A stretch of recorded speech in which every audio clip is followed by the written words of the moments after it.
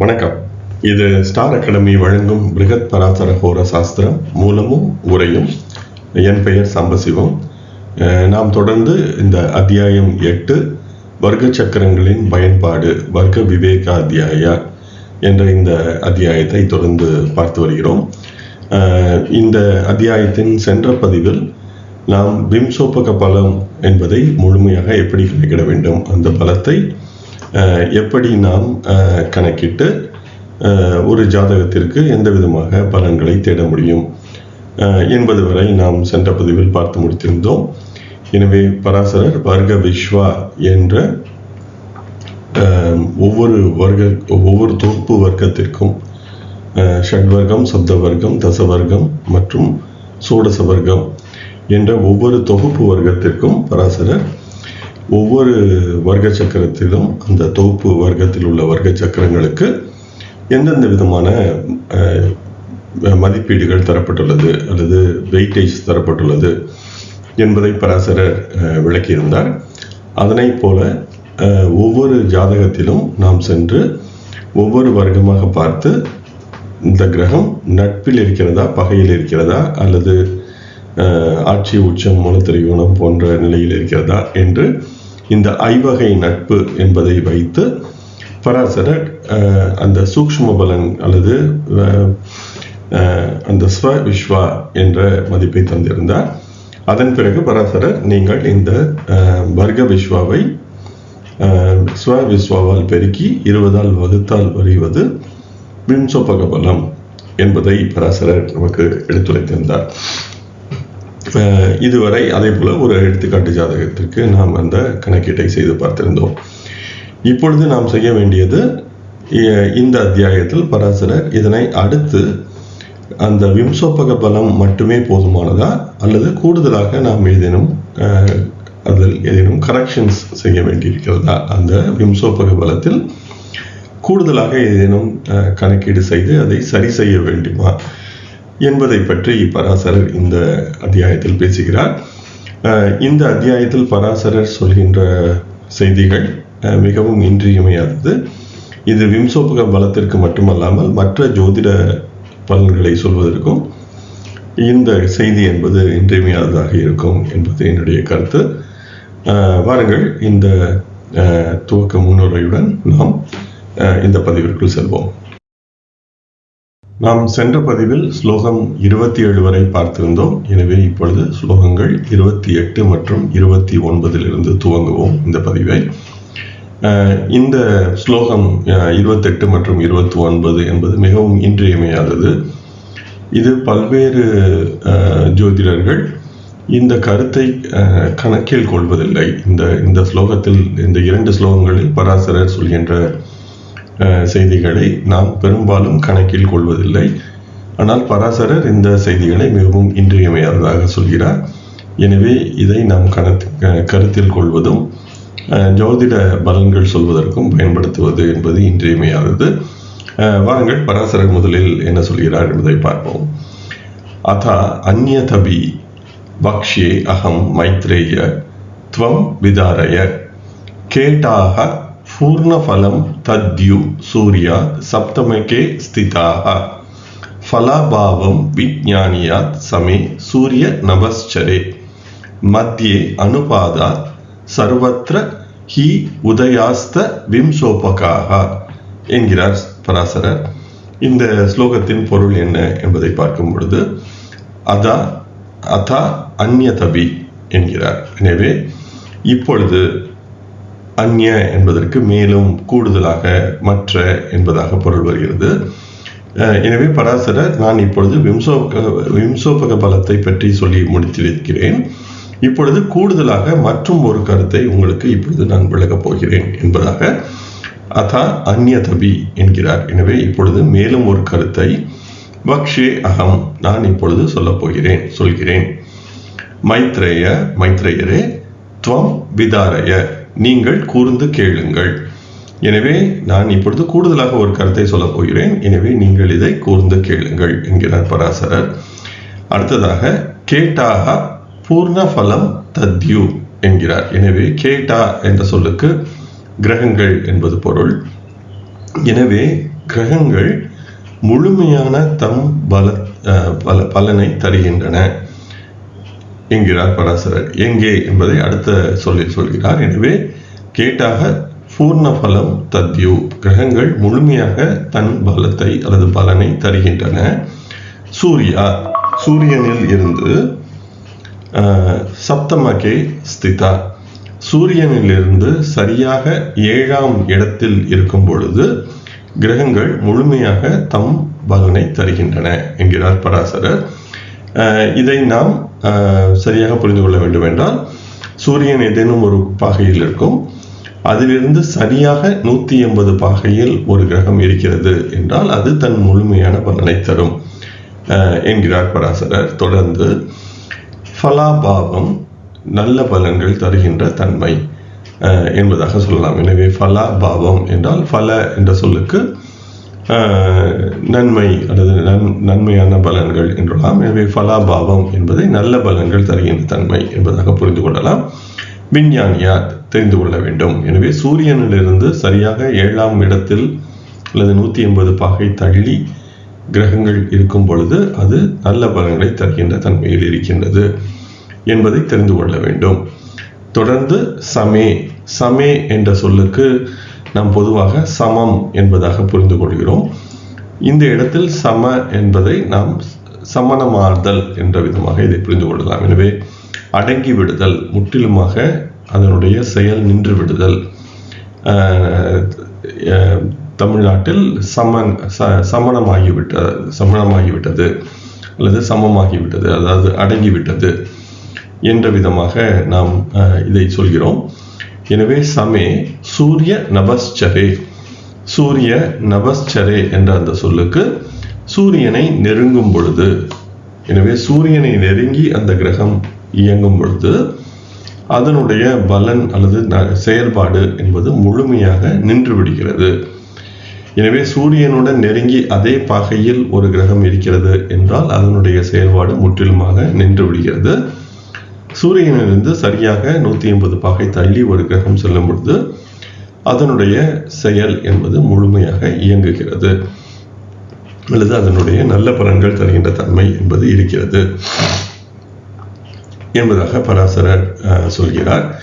தொடர்ந்து இந்த சூரியனை நெருங்கியும் இல்லை, அதிலிருந்து சரியாக 180 பாகையிலும் இல்லை என்பதற்கு மீண்டும் அந்த மத்திய அனுபாதாத் என்ற சொல் வருகிறது. அதாவது சூரியனுக்கு எந்த இடத்தில், சூரியனிலிருந்து எந்த இடத்தில் இருக்கிறதோ அந்த இடைப்பட்ட கோணத்தை வைத்து, கோணத்தின் விகிதத்தை கணக்கிட்டு மத்திய அனுபாதாத், இடைப்பட்ட இடங்களில் அதனுடைய விகிதத்தை, அனுபாத என்ற அந்த சொல்லுக்கு விகிதம் என்பது பொருள்.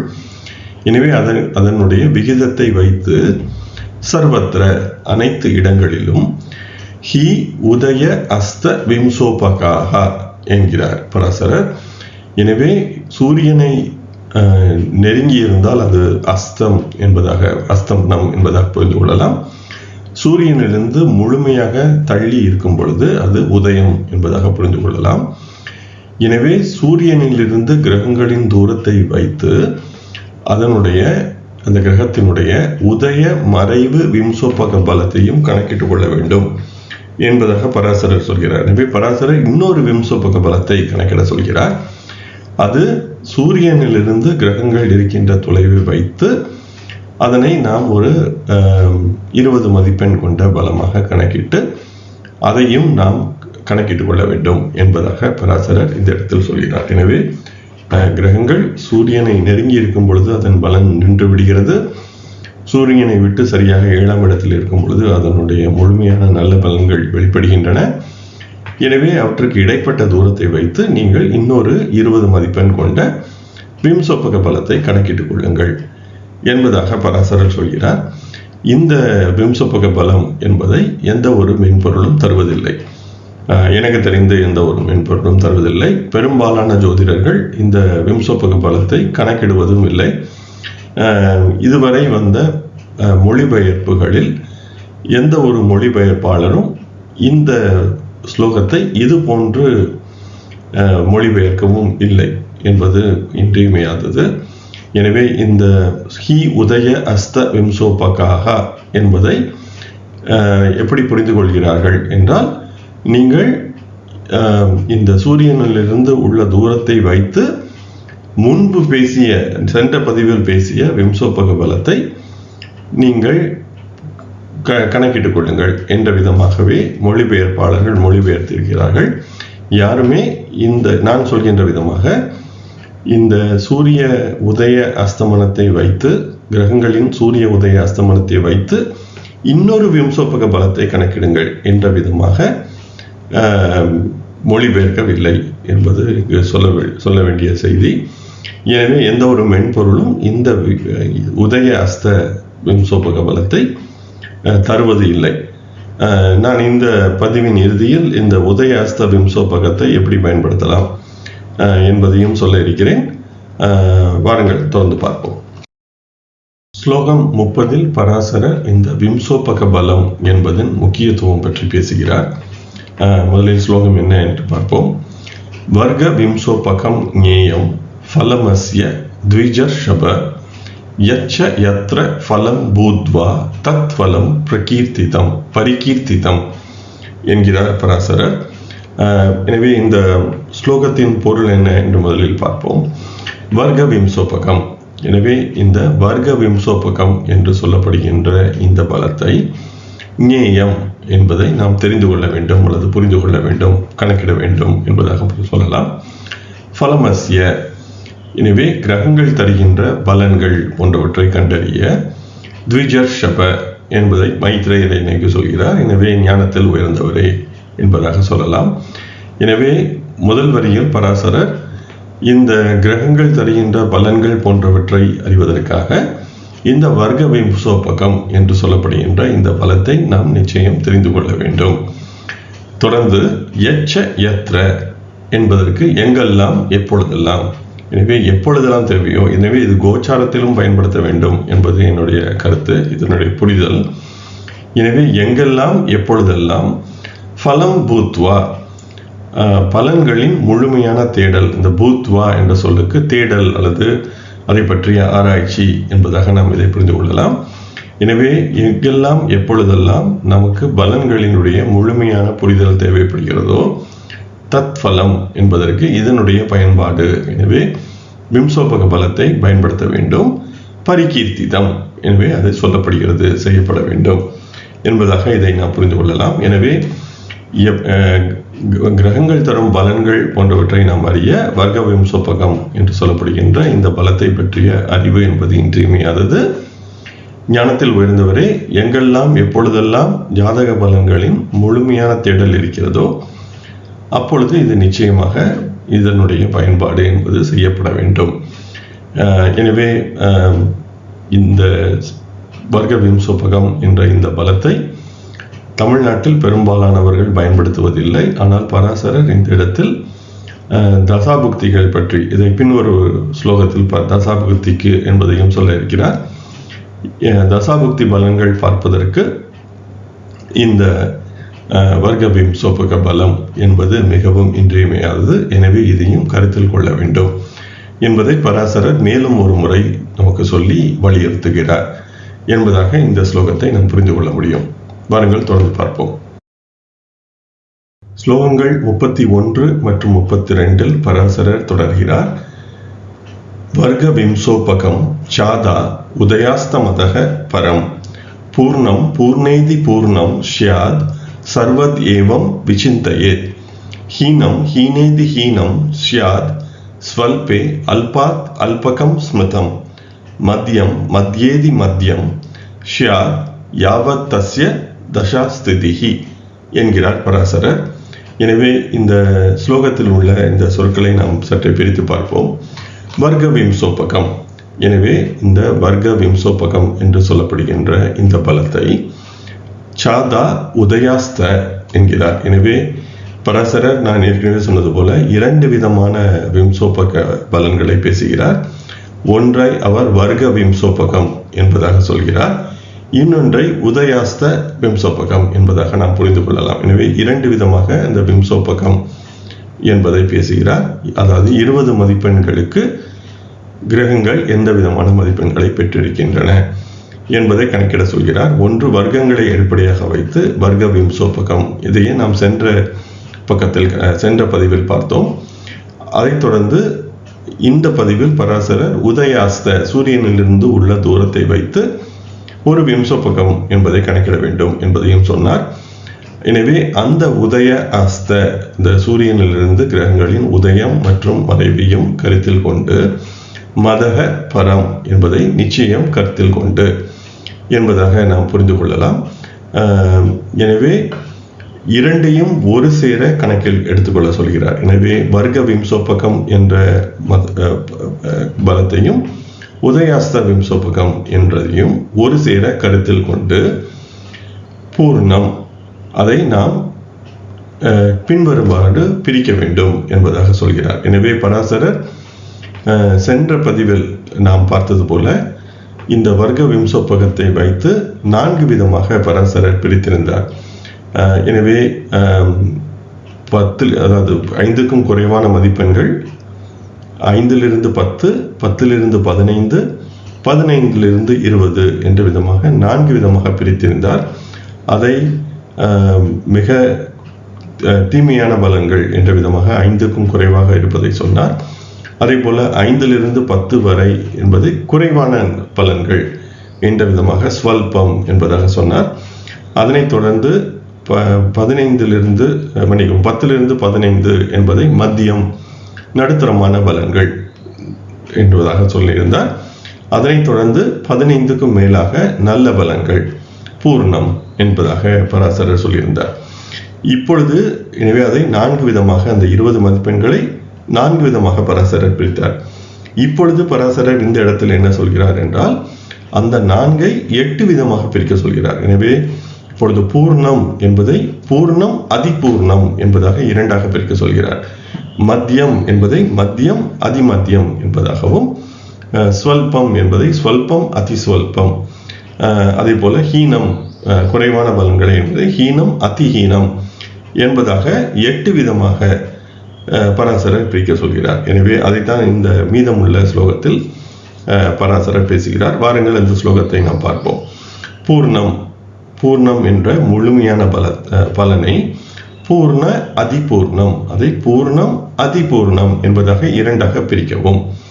எனவே முழுமையான பலன் என்று ஏற்கனவே பூர்ணம் 15க்கும் மேலான மதிப்பெண், 15க்கும் 20க்கும் இடைப்பட்ட மதிப்பெண் என்பதை 2ஆக பிரிக்க சொல்கிறார். ஒன்று பூர்ணம், இன்னொன்று அதிபூர்ணம்.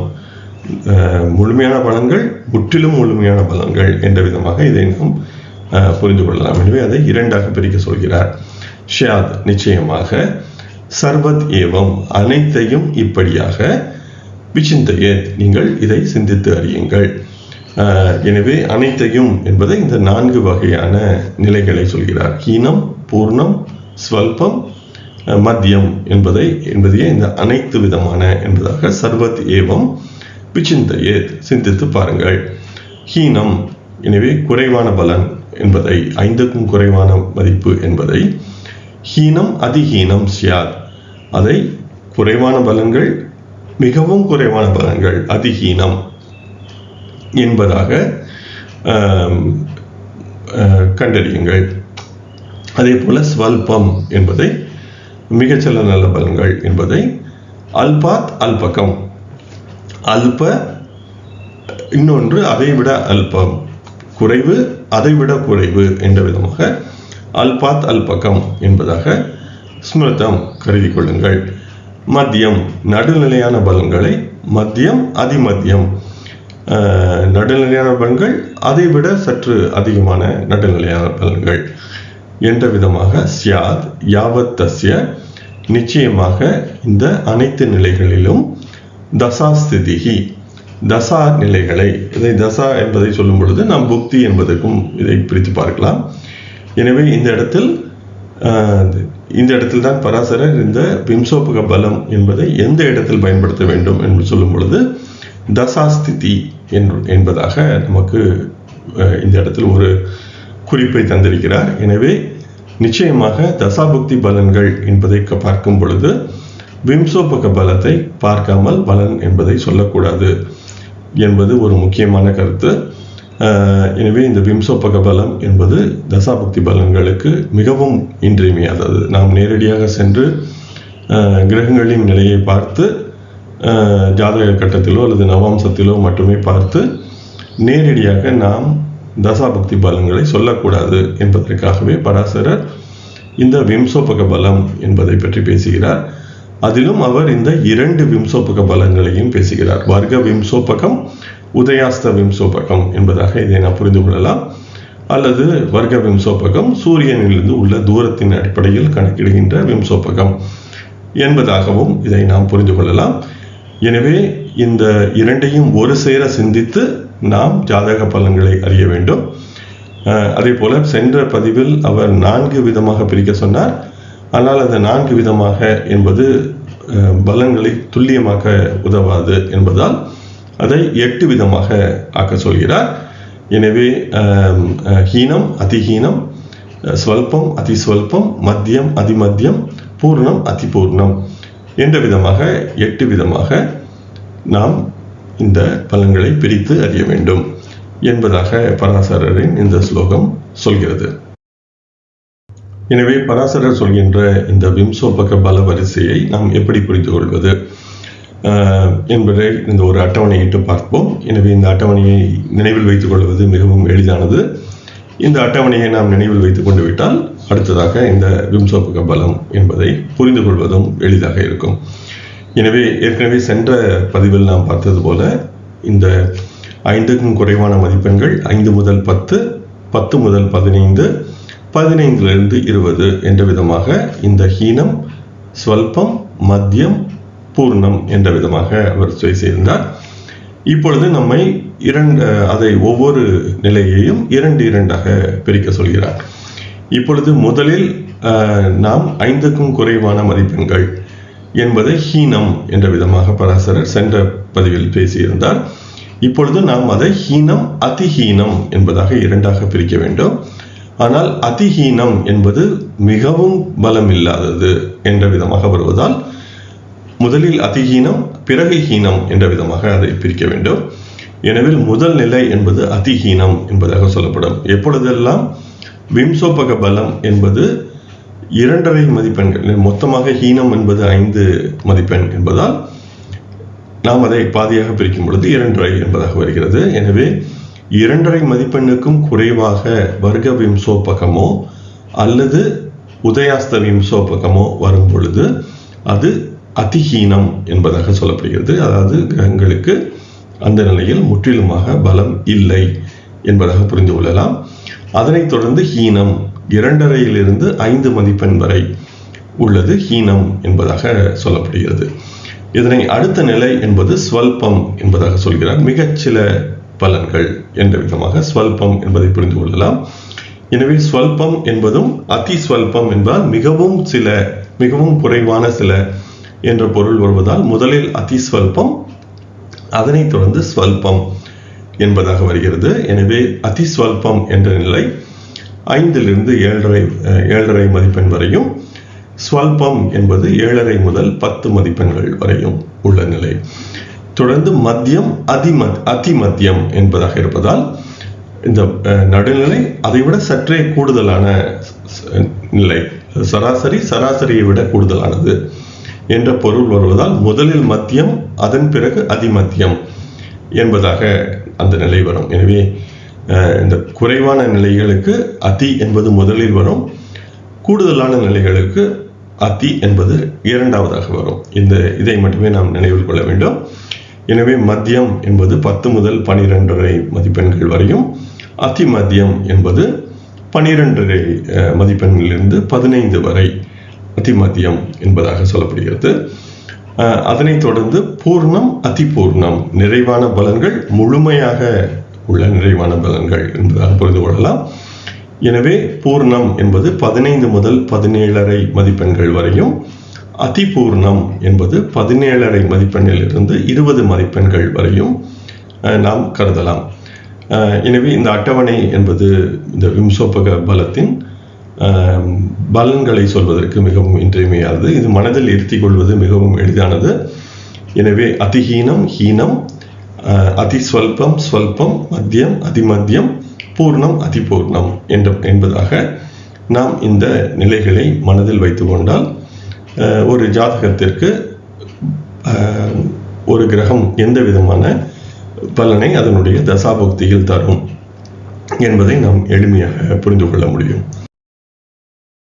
அடுத்ததாக பராசரர் சொன்ன அந்த உதய அஸ்த விம்சோபகம் என்பதை பற்றி இந்த பக்கத்தில் பார்ப்போம். நான் ஏற்கனவே பேசியது போல இந்த உதயாஸ்த விம்சோபகம் என்பதை மற்ற மொழிபெயர்ப்பாளர்கள் யாரும் விளக்கவில்லை. ஏனெனில் இது ஒரு மொழிபெயர்ப்பில் நடந்த பிழை என்பது என்னுடைய கருத்து. அனைத்து மொழிபெயர்ப்பாளர்களும் சூரியனிலிருந்து உள்ள தூரத்தை அடிப்படையாக வைத்து அந்த தூரத்தையும் கணக்கில் கொண்டு நாம் இந்த விம்சோபக பலத்தை பயன்படுத்த வேண்டும் என்ற விதமாகவே மொழிபெயர்த்திருக்கிறார்கள். யாருமே இந்த உதயாஸ்த விம்சோபகாக என்று பராசரர் சொல்லியிருந்த அந்த ஸ்லோகத்தை இதுவும் ஒரு விம்சோபக பலமாக கணக்கிடப்பட வேண்டும் என்பதை யாருமே மொழிபெயர்க்கவில்லை. நாம் சென்ற பக்கத்தில் பார்த்த அந்த ஸ்லோகத்தை சென்று மீண்டும் ஒரு முறை பார்த்தால் பராசரர் மிகவும் தெளிவாகவே உதயாஸ்த விம்சோபகாக என்ற உதயாஸ்த விம்சோபகத்தையும் கணக்கிடுங்கள். எனவே பராசரர் வர்க்க விம்சோபகம் என்பதை பற்றி பேசியிருந்தார். அதே போல உதயாஸ்த விம்சோபகம் என்பதை பற்றியும் பேசுகிறார் என்பது நமக்கு மிகவும் தெளிவாக தெரிகிறது. எனவே நாம் இந்த உதய அஸ்த விம்சோபகம் என்பதை கணக்கிடுவது இன்றியமையாதது. இப்பொழுது நாம் இந்த உதயாஸ்த விம்சோபகத்தை எப்படி பார்ப்பது என்று கணக்கிடுவதற்கு முன்பாக முதலாவதாக ராகு கேதுவிற்கு உதயாஸ்த விம்சோபகம் இருக்கிறதா என்பது ஒரு முக்கியமான கேள்வி. எனவே ஒரு சிலர் ராகு கேது நிழல் கிரகங்கள், எனவே அவற்றுக்கு உதயாஸ்த விம்சோபகம் என்பது கிடையாது என்பதாக ஒரு சிலர் வாதிடலாம். ஆனால் பராசரர் எங்குமே ராகு கேதுவிற்கு கணக்கிடக்கூடாது என்று எங்கும் சொல்லவில்லை. அதே போல நாம் ராகு கேதுவிற்கு வர்க்க விம்சோபகம் என்பதை ஏற்கனவே கணக்கிட்டோம். பராசரர் ராகு கேதுவிற்கும் வர்க்க விம்சோபகம் கணக்கிடக்கூடாது என்று எங்கும் சொல்லவில்லை. எனவே நாம் ராகு கேதுவிற்கு வர்க்க விம்சோபகம் கணக்கிடுவதால் இங்கு உதயாஸ்த விம்சோபகமும் இன்றியமையாததாகிறது.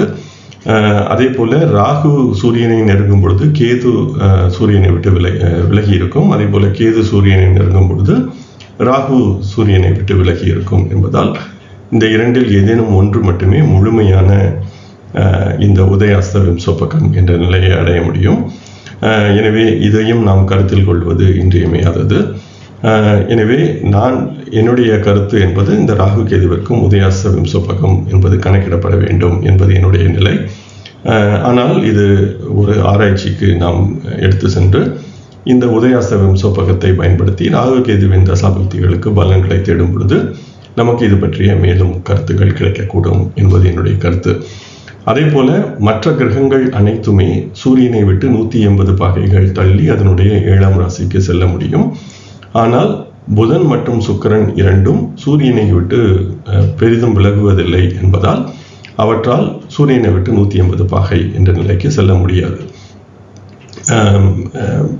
எனவே வர்க்கங்களில் சூரியனை விட்டு அவற்றால் விலகி செல்ல முடியும். ஆனால் ராசி சக்கரத்தில் அவற்றால் சூரியனை விட்டு விலகி செல்ல முடியாது. எனவே இப்பொழுது நாம் ராசி சக்கரத்திலே பெரும்பாலும் இந்த உதயாஸ்த விம்சோபகம் என்பதை கணக்கிடுகிறோம் என்பதால் ராசி சக்கரத்திற்கு ஒரு தனிப்பட்ட முறையில் இந்த புதன் மற்றும் சுக்கிரனுக்கு அவை சூரியனை விட்டு எவ்வளவு தூரம் விலகி செல்கிறதோ அந்த அளவுக்கு நாம் இவற்றை கணக்கிட வேண்டும். எனவே இப்பொழுது புதன் 28 பாகைகள் வரை சூரியனை விட்டு விலகி செல்ல முடியும். அதாவது பூமியிலிருந்து பார்க்கும் பொழுது புதன் சூரியனை மற்ற கிரகங்கள் போல சுற்றி வந்தாலும் அது உள்வட்ட கிரகம் என்பதால் நாம் பூமியிலிருந்து பார்க்கும் பொழுது புதன் சூரியனை விட்டு அதிகபட்சமாக 28 பாகை வரையே செல்ல முடியும்.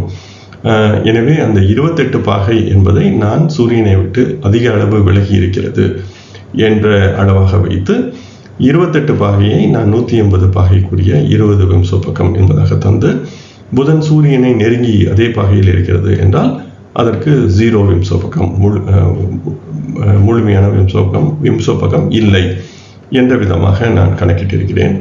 அதையே நாம் சுக்கிரனுக்கு பார்க்கும் பொழுது சுக்கிரன் சூரியனை விட்டு அதிகபட்சமாக 47.3 பாகை விலகி இருக்க முடியும். எனவே சுக்கிரனுக்கும் அது சூரியனை விட்டு 47.3 பாகை என்ற அளவில் இருக்கும் பொழுது அது அதிகபட்ச உதயாஸ்த விம்சோபகம் என்ற நிலையை பெறுகிறது. அது சூரியனை மிகவும் நெருங்கி இருக்கும் பொழுது அது முழுமையாக உதயாஸ்த விம்சோபகத்தை இழக்கிறது என்ற விதமாக நாம் கணக்கிடலாம் என்பது என்னுடைய கருத்து. எனவே இப்பொழுது இந்த அட்டவணையை பார்க்கும் பொழுது சூரியனில் இருந்து தூரம் என்பதை சதவீதமாக நான் தந்திருக்கிறேன். எனவே இப்பொழுது மற்ற கிரகங்களான 180 பாகை வரை செல்லக்கூடிய கிரகங்களுக்கு நாம் இந்த கணக்கீட்டையும் செய்யலாம். அதே போல அந்த 28 அல்லது 47.3 என்ற பாகை அளவிற்கும் இந்த சதவீதம் என்பதை பயன்படுத்த முடியும். எனவே இப்பொழுது 100% அதை நாம் பராசரர் விளக்கிய இந்த 8 பகுதிகளாக செய்ய வேண்டும். எனவே இந்த உதயாஸ்த விம்சோபகம் என்பதை 0 முதல் 20 வரையான தொடர் எண்ணாகவும் நாம் செய்ய முடியும். இப்பொழுது 11.5, 11.35, 10.9 என்ற விதமாகவும் ஒரு தொடர் எண்ணாக கண்டினியூஸ் ஃபங்க்ஷனாகவும் நாம் செய்ய முடியும். ஆனால் இந்த இடத்தில் நாம் இரண்டையும் கணக்கிடலாம். ஆனால் இந்த இடத்தில் பராசரர் இந்த 8 விதமாக ஹீனம், அதிஹீனம், ஸ்வல்பம், அதிஸ்வல்பம், மத்தியம், அதிமத்தியம், பூர்ணம், அதிபூர்ணம் என்ற விதமாக 8 விதமாக பராசரர் பிரிக்க சொல்லியிருப்பதால் நான் இந்த இடத்தில் ஒரு ஸ்டெப் ஃபங்க்ஷன் என்று ஆங்கிலத்தில் சொல்வார்கள். எனவே ஒரு குழுவாக அல்லது ஒரு தொகுப்பாக 8 பகுதிகளாக பிரித்து இந்த பலத்தை விளக்கி இருக்கிறேன். எனவே இப்பொழுது 100ஐ நாம் 8ஆல் வகுத்தால் 12.5 என்பது கிடைக்கிறது. எனவே இப்பொழுது 0 என்பது சூரியனை நெருங்கி இருக்கிறது, அதாவது சூரியன் இருக்கின்ற அதே பாகையில் இருக்கிறது என்று எடுத்துக்கொண்டால் அதிலிருந்து 12.5% முன்பாகவோ பின்பாகவோ இருப்பது அதிஹீனம் என்பதாக கருதப்படும். 12.5 25 வரை முன்னாகவோ பின்பாகவோ இருக்கும் பொழுது அது ஹீனம் என்பதாக கருதப்படும்.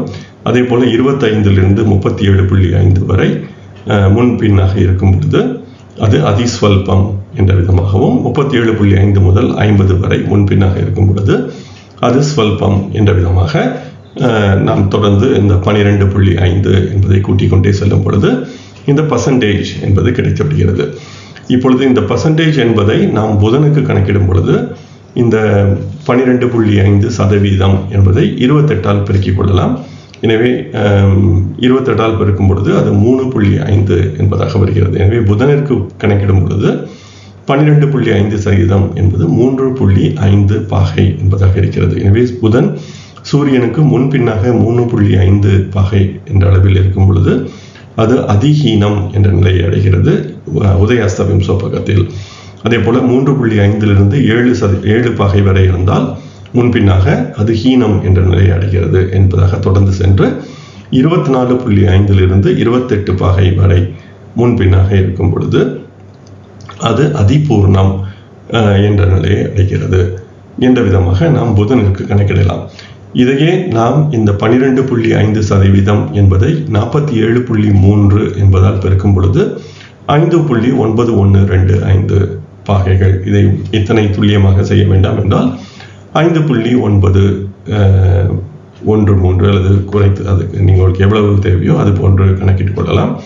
அத்தனை பாகைகள் இந்த 12.5% இருக்கிறது என்பதால் சுக்கிரன் சூரியனுக்கு முன்பின்னாக 5.9125 பாகைகள் என்ற அளவில் இருக்கும் பொழுது அது அதிஹீனம் என்ற நிலையையும் 5.9125 11.825 என்ற நிலையில் ஹீனம் என்ற நிலையை அடைகிறது என்ற விதமாக நாம் இதை தொடர்ந்து கணக்கிட்டு பார்க்கலாம்.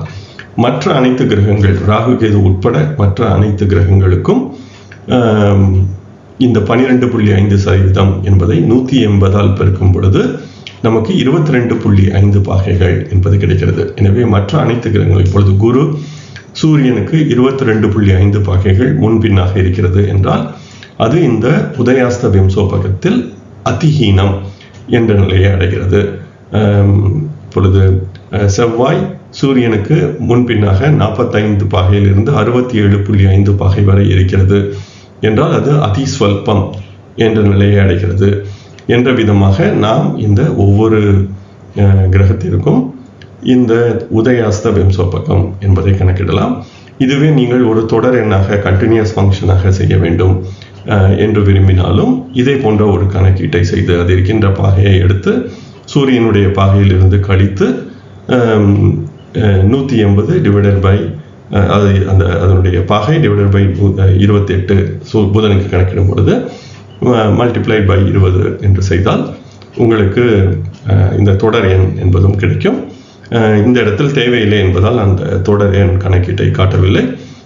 நாம் இதை இந்த ஸ்டெப் ஃபங்க்ஷன் என்ற விதமாக இந்த 8 நிலைகளாக இந்த உதயாஸ்த விம்சோபகம் என்பதை கணக்கிட்டுக் கொள்ளலாம். இந்த பலம் என்பது மிகவும் இன்றியமையாதது என்பது என்னுடைய கருத்து. எனவே பராசரர் விம்சோபக பலத்தை பற்றி பேசும் பொழுது இந்த உதயாஸ்த விம்சோபகம் வர்க்க விம்சோபகம் என்ற இரண்டையும் ஒரு சேர கருத்தில் கொண்டால் மட்டுமே நாம் இந்த தசாபுக்திக்கான பலன்களுக்கு பலன் சொல்ல முடியும் என்ற விதமாக பராசரர் சொல்லியிருக்கிறார். எனவே இந்த இரண்டையும் ஒரு சேர கணக்கில் கொள்ள வேண்டும். இந்த உதயாஸ்த விம்சோபகம் என்பதையோ அல்லது சூரியனிலிருந்து கிரகங்களுக்கான தூரம் என்பதையோ பெரும்பாலானவர்கள் கருத்தில் கொள்வதில்லை. விம்சோபக பலத்தை பயன்படுத்துபவர்கள் கூட இந்த சூரியனிலிருந்து உள்ள தூரம் என்பதை கருத்தில் கொள்ளாமல் வெறுமே விம்சோபக பலம் என்பதை மட்டுமே கருத்தில் கொள்கிறார்கள். எனவே இந்த இரண்டையும் ஒரு சேர கருத்தில் கொள்ள வேண்டும் என்பது பராசரர் நமக்கு தந்திருக்கின்ற விளக்கம். நாம் தொடர்ந்து இந்த வர்க்க சக்கர பதிவுகளில் பார்த்து வருகின்ற இந்த எடுத்துக்காட்டு ஜாதகத்திற்கு இந்த விம்சோபக பலம் மற்றும் இந்த சூரிய தூர பலம் அல்லது உதயாஸ்த விம்சோபகம் என்பதையும் செய்து பார்ப்போம். இப்பொழுது நாம் இந்த ஏற்கனவே நாம் சென்ற பதிவில் பார்த்த இந்த ஷட்வர்க்கம் என்ற கணக்கீட்டை மீண்டும் ஒரு முறை இந்த இடத்தில் தந்திருக்கிறேன். சென்ற பதிவில் நாம் பார்த்த விளக்கங்களுடன் கூடுதலாக பராசரர் இந்த பதிவில் இந்த விம்சோபக பலத்தை 8 பிரிவுகளாக பிரிக்கலாம் என்பதாக பராசரர் விளக்கியிருந்தார். எனவே ஹீனம் அதிஹீனம், ஸ்வல்பம் அதிஸ்வல்பம், மத்தியம் அதிமத்தியம், பூர்ணம் அதிபூர்ணம் என்ற விதமாக 8 விதமாக பராசரர் இந்த 20 மதிப்பெண்களை பிரித்து நாம் பலன் சொல்லலாம் என்ற விதமாக பேசியிருந்தார்.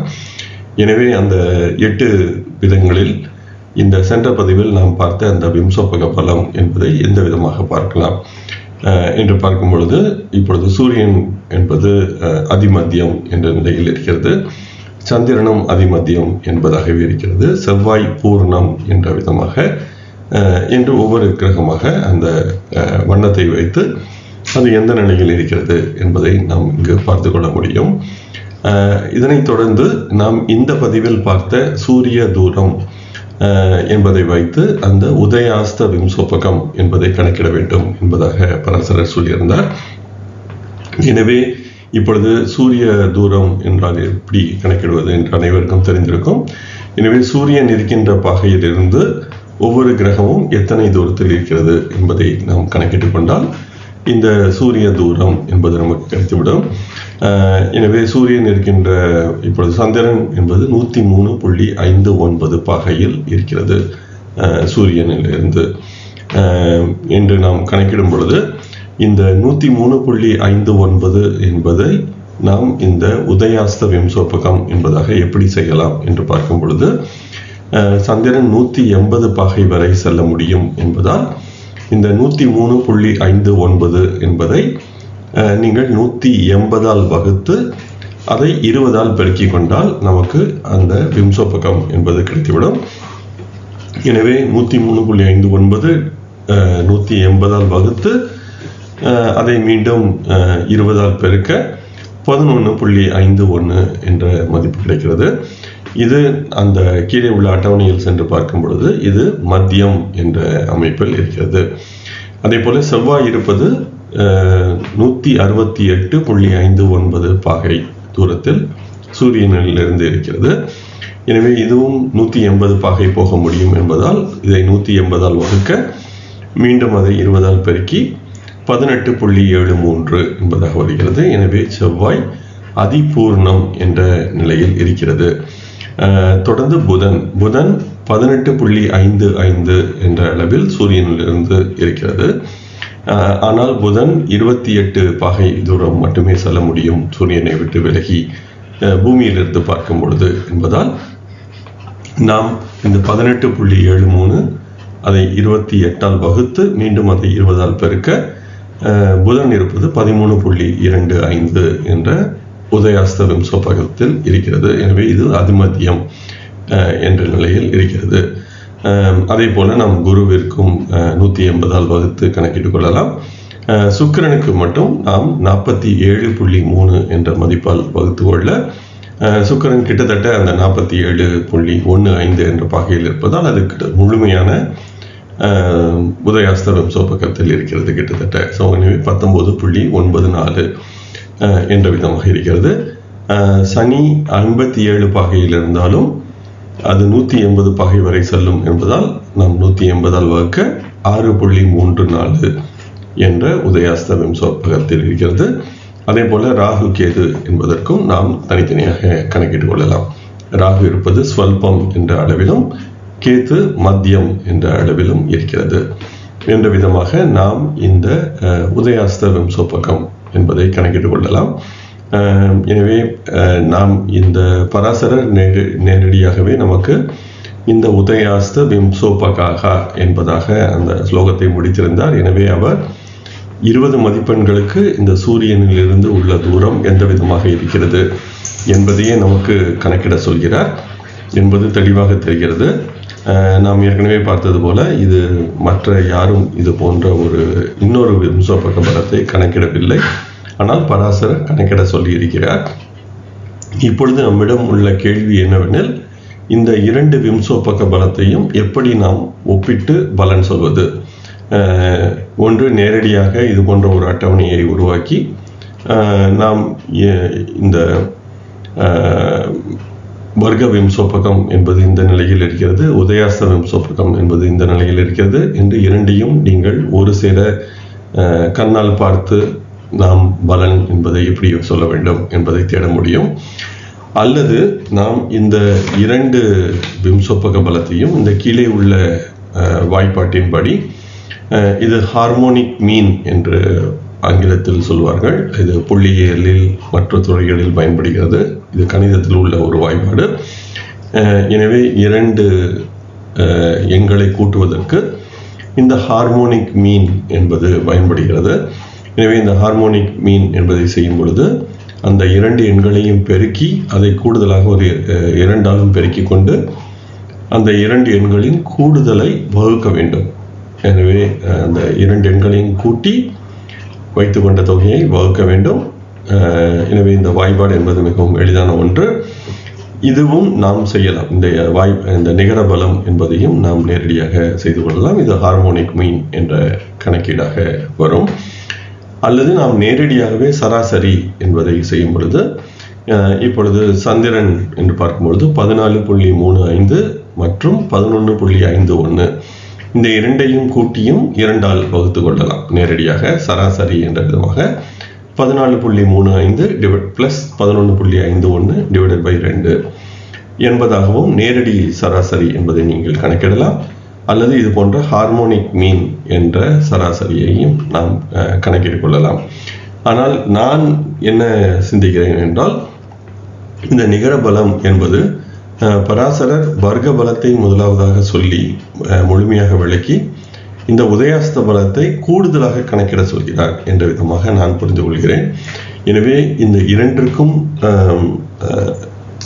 நான் செய்கின்ற கணக்கு என்பது உதயாஸ்த பலம் என்பது எத்தனை சதவீதம் இருக்கிறது என்று பார்த்து அதை நான் விம்சோபக பலத்துடன் பெருக்கலாம் என்பதாக சிந்திக்கிறேன். இப்பொழுது சந்திரன் என்பது 11.51 என்ற அளவில் இருக்கிறது என்றால் இது எத்தனை சதவீத உதயாஸ்த பலத்தில் இருக்கிறது என்று பார்ப்பதற்காக இதை 20ஆல் வகுத்தால் நமக்கு சந்திரன் இருக்கின்ற உதயாஸ்த பலம் என்பது கிடைக்கும் சதவீதத்தில். எனவே 11.51 டிவைடட் பை 20 என்று செய்து கொள்ளும் பொழுது கிட்டத்தட்ட ஒரு 55 என்ற அளவில் அதனுடைய 55, 56.56 என்ற விதமாக இருக்கும். எனவே இதை நாம் சென்று விம்சோபக பலத்துடன் பெருக்கும் பொழுது நமக்கு இந்த நிகர விம்சோபக பலம் என்பது கிடைக்கிறது, அல்லது நிகர பலம் என்பது கிடைக்கும். இப்பொழுது சுக்கிரன் கிட்டத்தட்ட 20 என்ற உதயாஸ்த பலத்துடன் இருப்பதால் நாம் அதை விம்சோபக பலத்துடன் பெருக்க 11.95 பெருக்க நேரடியாக அதே மதிப்பு கிட்டத்தட்ட கிடைத்துவிடும் என்ற விதமாக இந்த பச்சை வண்ணத்தில் காட்டப்பட்டுள்ள வாய்ப்பாடை நாம் பயன்படுத்தலாம் என்பது என்னுடைய சிந்தனை.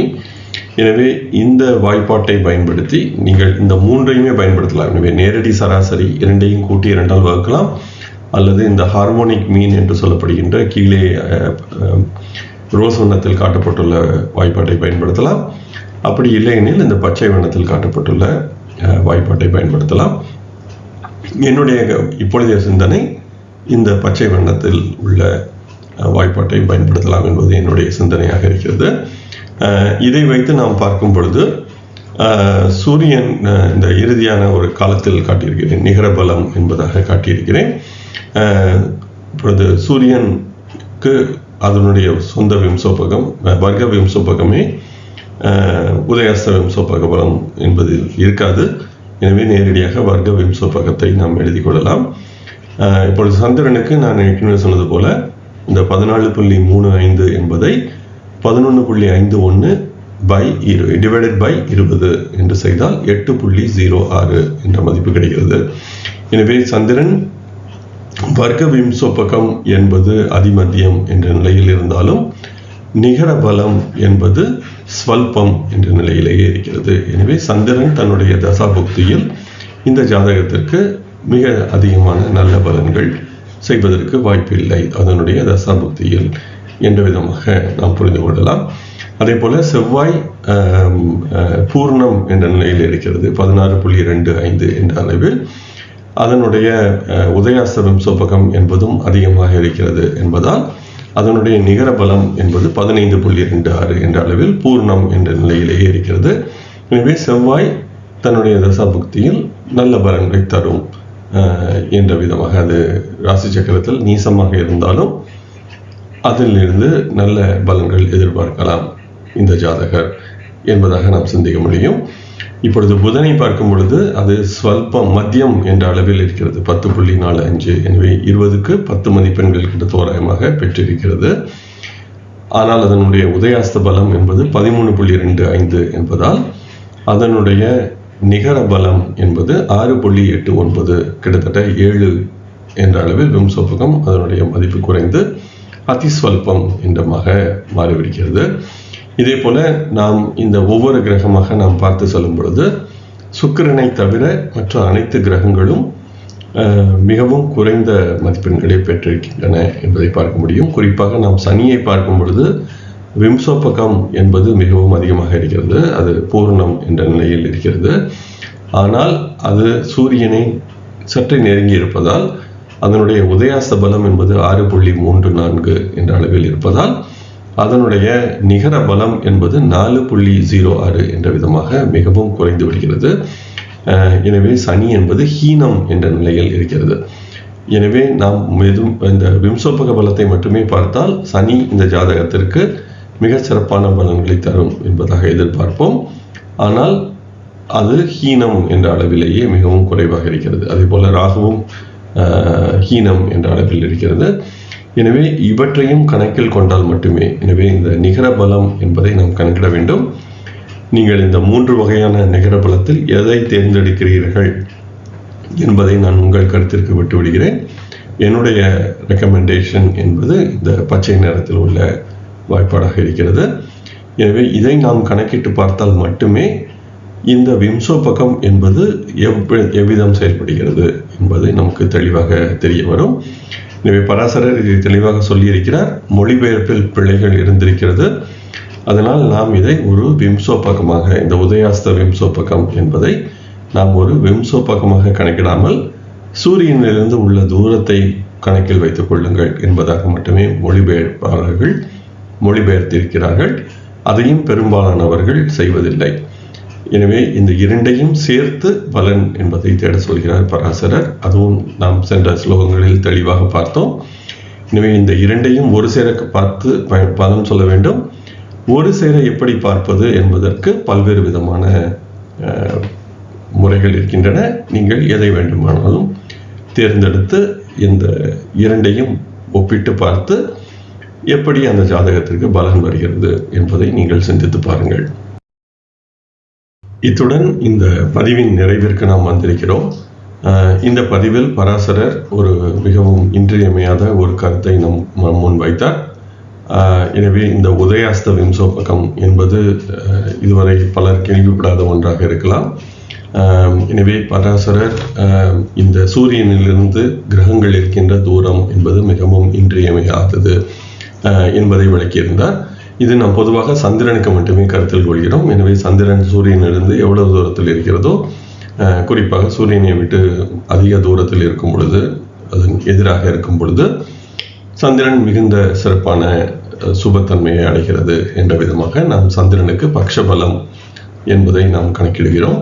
ஆனால் பராசரர் மற்ற கிரகங்களுக்கும் இதை கருத்தில் கொள்ள வேண்டும் என்பதை மிகவும் தெளிவாக இந்த பதிவில் வந்த ஸ்லோகங்களில் பராசரர் பேசியிருந்தார். எனவே இதையும் நாம் கருத்தில் கொண்டு இந்த வர்க்க விம்சோபகம் என்பதுடன் உதயாஸ்த விம்சோபகம் என்பதையும் கணக்கில் கொள்ள வேண்டும் என்பது இன்றியமையாதது. இதனைத் தொடர்ந்து பராசரர் இந்த விம்சோபகத்தை 8 பிரிவுகளாக பிரித்து தசாஸ்திதி என்பதாக சொல்லியிருந்தார். எனவே தசைகளில் பலன்கள் எந்த விதமாக இருக்கும் என்பதை அறிவதற்கு இந்த வர்க்க விம்சோபகத்தின் நிலைகள், இந்த 8 நிலைகள் என்பது மிகவும் இன்றியமையாதது. எனவே அதையும் அந்த உதயாஸ்த விம்சோபகம் என்பதையும் சேர்த்து நிகர விம்சோபகம் என்ற விதமாக நாம் இதை கணக்கிட்டுக் கொள்ளலாம். எனவே இவற்றை கருத்தில் கொண்டால் மட்டுமே தசை புக்தி போன்றவற்றில் எந்த விதமான பலன்கள் இருக்கும் என்பதை நாம் உணர்ந்து கொள்ள முடியும் என்பது பராசரர் சொல்கின்ற விளக்கமாக இருக்கிறது. இதையும் நாம் பயன்படுத்தி பார்ப்போம். நாம் ஏற்கனவே சொன்னது போல உதயாஸ்த விம்சோபகம் என்பது மென்பொருள்கள் தருவது இல்லை. ஆனால் இது சற்று எளிதாக கணக்கிடக்கூடிய ஒரு பலம். எனவே இதை நாம் விரைவாக செய்து கொள்ள முடியும். அதிக நேரம் எடுக்காது என்பது என்னுடைய சிந்தனை. எனவே இதையும் நாம் பயன்படுத்தி நாம் இந்த விம்சோபகம் என்ற இந்த பலத்தை பயன்படுத்தி பார்ப்போம். அதே போல இந்த அத்தியாயம் இன்னும் முடியவில்லை. இன்னும் கிட்டத்தட்ட ஒரு 7-8 ஸ்லோகங்கள் மீதம் இருக்கின்றன. அந்த ஸ்லோகங்களில் பராசரர் மேலும் சில நமக்கு தெரிந்த பல செய்திகளை விளக்கினாலும் இன்னும் கூடுதலாக ஒரு சில முக்கியமான தகவல்களையும் நமக்கு தருகிறார். எனவே அவற்றையும் நாம் கற்று முடித்த பிறகு இந்த அத்தியாயம் என்பது நிறைவு பெறும். அதை நாம் அடுத்த பதிவில் பார்ப்போம். என்னுடன் இணைந்து நீங்கள் அனைவரும் இந்த பிருகத் பராசர ஹோர சாஸ்திரம் என்ற முக்கியமான மூல நூலை கற்கின்ற இந்த முயற்சியில் இணைந்து பயணித்து வருவதற்கு மிக்க நன்றி. வாருங்கள், தொடர்ந்து பயணிப்போம். நன்றி, வணக்கம்.